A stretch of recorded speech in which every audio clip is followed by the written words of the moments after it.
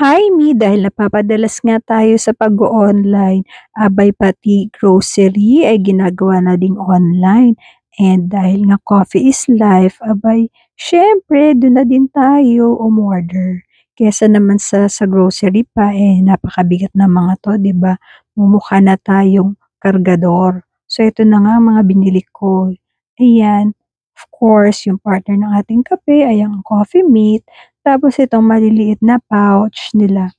Oh, 'di ba ang dami, grabe. May mga freebies din 'to mga mommy ha, kaya naman kahit papaano laking tipid na din. Sulit na sulit lalo't na mahirap mag-shopping, mag-grocery pala. And ito nga ang isa sa mga palibre nila yung colon cleanse na yan tinatawag.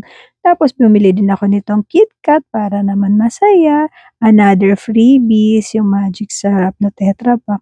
Tsaka ito, freebie din 'to mga mi, bagong edition yata ng collection nila 'to. Di ko pa 'to nasusubukan kaya naman tuwang-tuwa ako. Tapos eto yung black coffee edition nila. Ay naku mga mi, first time ko lang din makakatikim nito. Kaya ayun, tuwang-tuwa ako sa pag-o-online grocery shopping ko mga mi. Kayo, ano mga nabili niyo? Madami din palang mga sale mga mi ha, kaya abangan niyo. Yun lang.